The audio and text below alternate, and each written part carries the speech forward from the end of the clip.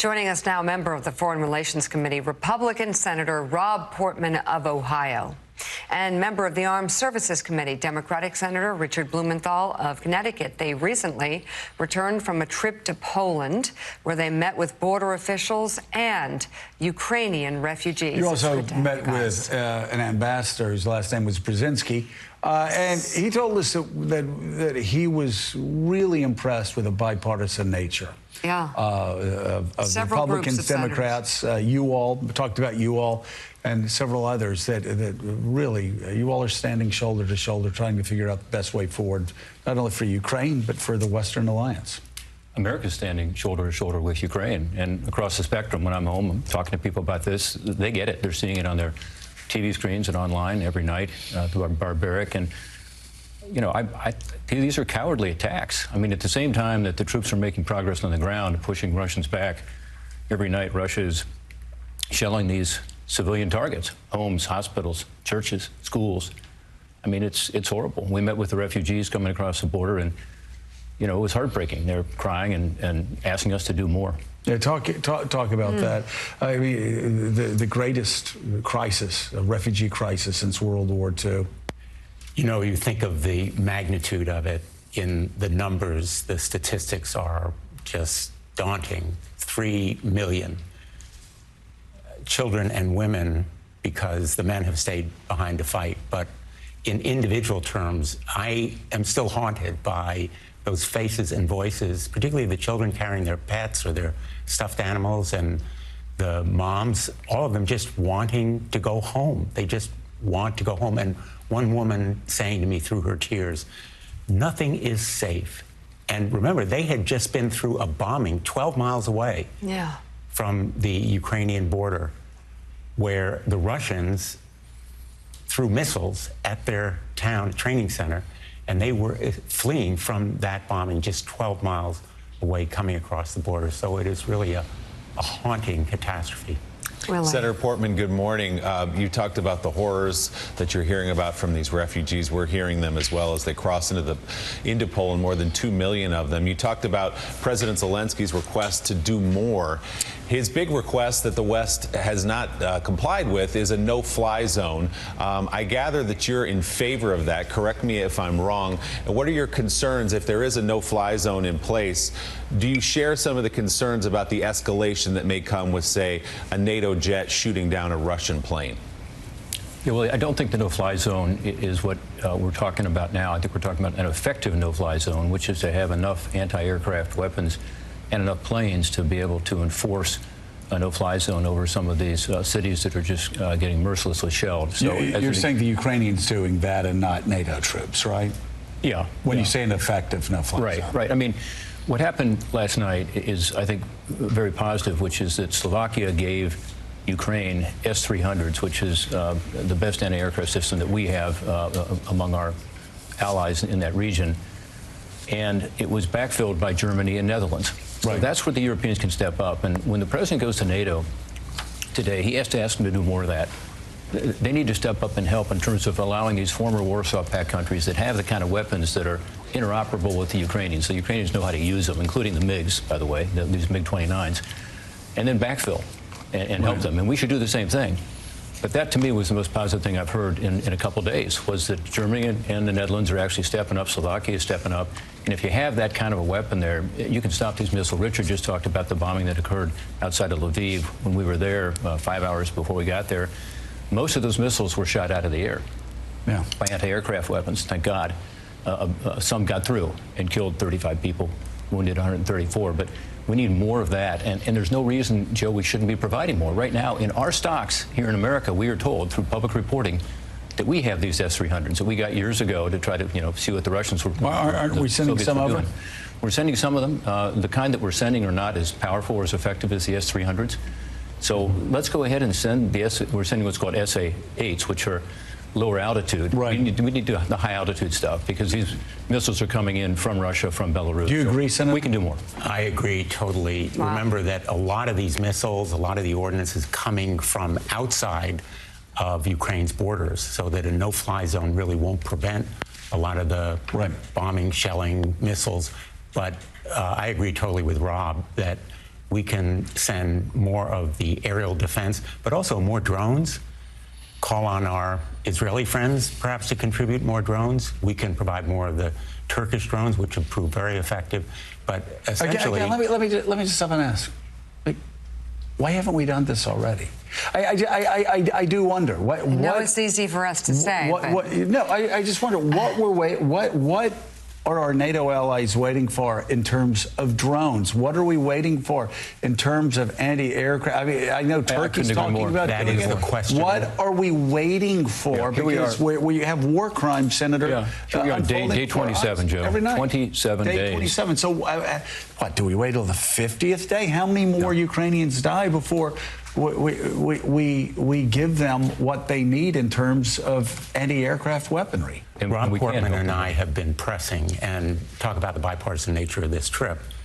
We came back pressing even more for the urgency of action, and not only on the military front, but also the economic front, where stronger sanctions, and Senator Portman is really the expert on this, as a former trade representative, but imposing these sanctions on all the Russian banks, strangle Putin's war machine by denying him revenue from oil and gas sales. Again, what's this a debate? That's a big topic at the NATO summit. Well, okay, so that's my question, because when you say we should be doing drones or more economic support, are we talking we, the United States, or NATO as a whole? Because NATO as a whole, what has NATO done? Well, actually, again, NATO's starting to step up more, should have stepped up earlier, in my view, to do more, like helping with regard to backfilling the Slovakian anti-aircraft weapons. But at this summit, I think perhaps the most important thing to happen is for President Biden to move from organizing this coalition, which he's done well, to leading. And leading means an embargo on Russian oil and gas, because the #1 source of revenue for Russia, of course, is its energy. It's what's fueling this war machine. And all these sanctions combined are not as effective as saying, you know what, not only is the United States not going to buy any more oil, and for us that's a relatively small part of our total consumption, but in Europe, these NATO countries, they need to also stop this sale of this purchase of this Russian energy, because that's what's fueling the war machine. And then we need to help backfill them, including with LNG. You can produce these, LNG ports, the export ports and the import ports in Europe relatively quickly. So let's get moving on it. Let's get the contracts in place. Let's provide them the energy that they need. We've got it. Other countries do. Qatar and others are willing to step forward and help. That probably, Mika, is the most important thing to come out of this summit, if it does, which is to say, let's cut off the revenue to Vladimir Putin.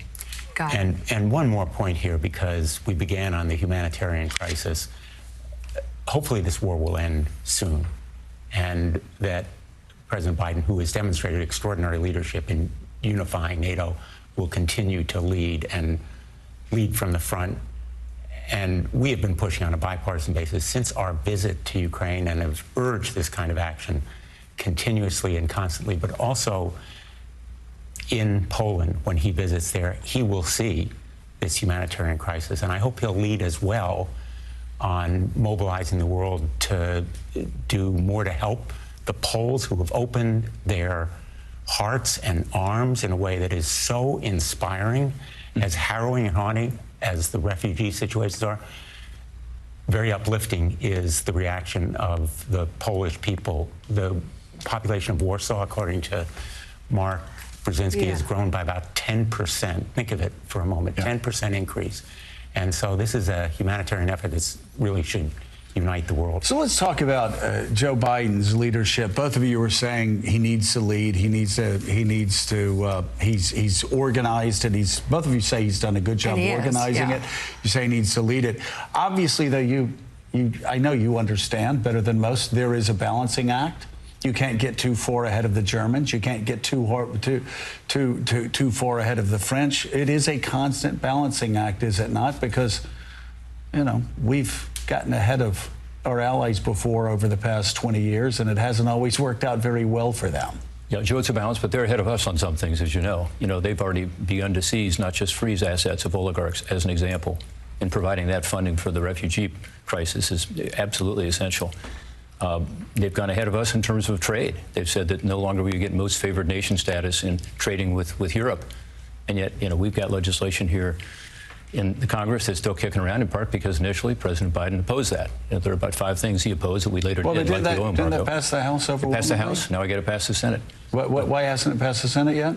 Well, because the House added some things on it that some senators are not happy about. I'd like to just get it done. Isn't that the Senate's fault? Not Joe. I mean, you got to give Joe Biden a bill before he can sign the bill. But again, initially he opposed doing it. And my only point is there's some things that the Europeans have actually done ahead of us. So it's not entirely about us telling them to catch up.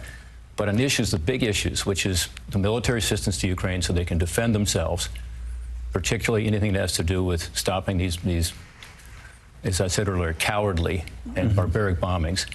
They need to help us more on. Drones is an example. They can help us more there. Turkey can help more there. Secondly, we've got to be sure that this oil and gas embargo happens, because otherwise the revenue will keep flowing. And I think the sanctions will not be nearly as effective. So these are areas where he has to kind of get our NATO friends out of their comfort zone and lead by example. Let me ask this question to both of you.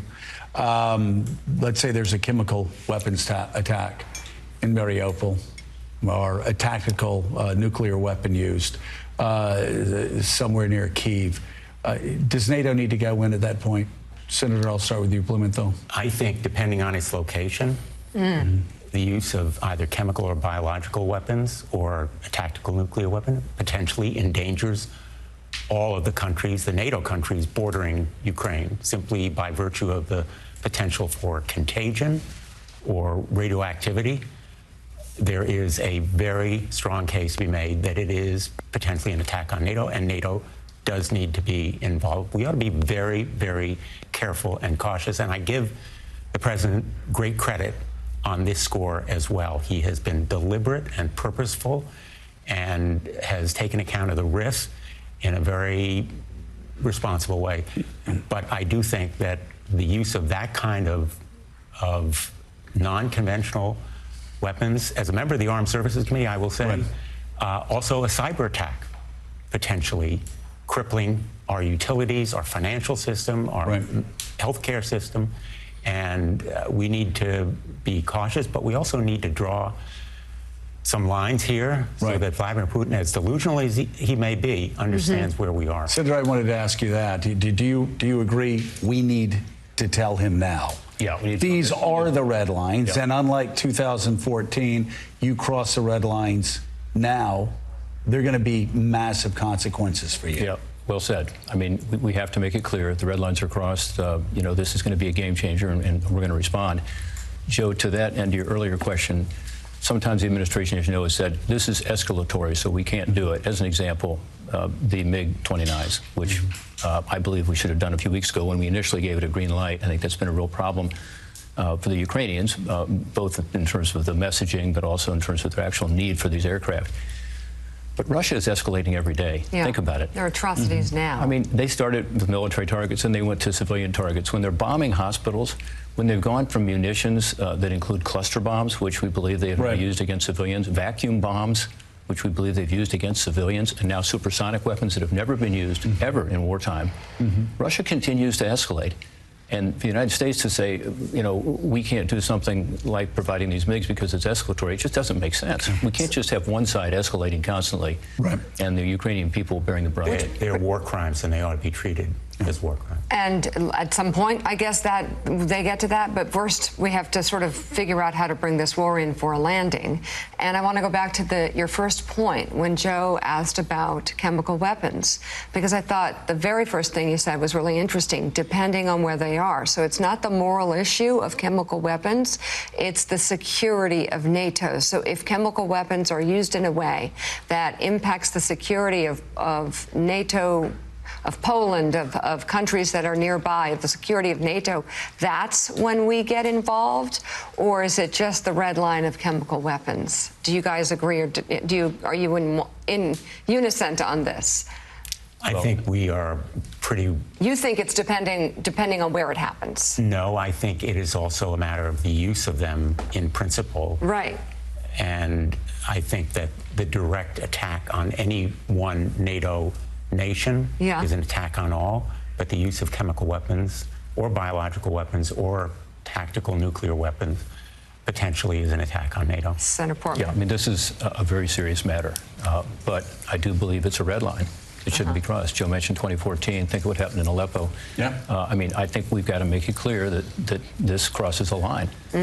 Whether there's contagion immediately in Eastern European countries like Poland or the Baltics or not. So I do think it's a place where we should make it clear now. Putin is a KGB thug. He only understands force, military force or economic force, and that's why we need to demonstrate resolve. And Willie also obviously understands, and we talked about this yesterday, everybody's saying Vladimir Putin's irrational now that he somehow made this great transformation. I don't think so. He walked over us in 2008 after going into Georgia. He walked over us in 2014 after going into Crimea. We cut and run out of Syria, turned Syria over to him after he went in 2015, and then we left in 2018. Time and time again, the United States and the West has not stood up to Vladimir Putin. So he's learned that war crimes pay. And this is the first time the United States has actually acted, and the West has acted in a unified way. Yeah, we've been saying for a month now that Vladimir Putin made a gross miscalculation with this invasion. But as you say, in his mind, it was a rational calculation based on his experience over 2 decades dealing with the West as he's dipped his toe in the water of seizing the land of sovereign countries and taking it without much resistance. Senators, I wanted to turn you quickly before we let you go to a different topic. Less than an hour from now, the hearings will resume in the Senate Judiciary Committee for Judge Ketanji Brown Jackson, President Biden's nominee to the Supreme Court to replace Stephen Breyer. Senator Blumenthal, I'll start with you. As you watched yesterday, what did you make of her performance? And are you still confident that she will go through as the nominee? I am more confident than ever that she will be approved because she has really performed with such incredible skill, intellect, grace, and aplomb in the face of some pretty nasty, distorted, distracted questioning. All of us saw it yesterday, but she is going to make the Supreme Court not only look more like America, but think more like America. She has come to us having overcome some real obstacles and challenges as the first black woman nominee, but she is just an incredible presence and persona. And I think to see her as I did yesterday with her family, it's just a great American success story. And frankly, Willie, you know, it made me so proud and excited to be an American and made me think of those refugees coming across the border that we saw in Poland, because what they want are the freedoms and the liberties that so often we take for granted. And a slightly different question for you, Senator Portman. I know you met last week with Judge Jackson. Has anything changed your mind in your meeting with her or watching her yesterday to compel you to vote yes on her nomination and to confirm her? Well, I'm watching, Willie, as the country is, as I've done with all these judicial candidates as they go through the process. I'm not on the Judiciary Committee, so I don't have a front row seat to it, but like everybody, I'm watching. And by the way, I thought some of the questioning that some might have considered to be too tough was appropriate because it's about her record. And I think that is something that she should have to answer to. I do not think it's appropriate to go into what the Democrats did with regard to Judge Kavanaugh, into his past 30 years ago about allegations that ended up being untrue, by the way, and making it personal. So there's a difference between personal attacks and questions about someone's record, including sentencing. I think that's an appropriate thing to talk about.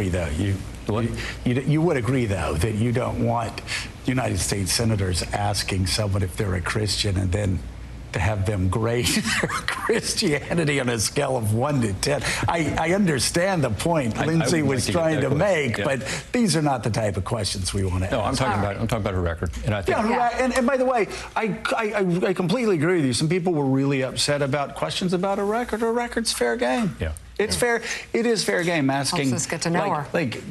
Asking her to grade her Christian faith on a scale of 1 to 10 does seem to be beyond. Well, Senator Portman didn't do that. Sentencing in child pornography cases is an appropriate line of questioning. Right. Well, again, and that's the thing. Boy, wouldn't it be wonderful if we could go back to where these are always about, Senator, about people's record.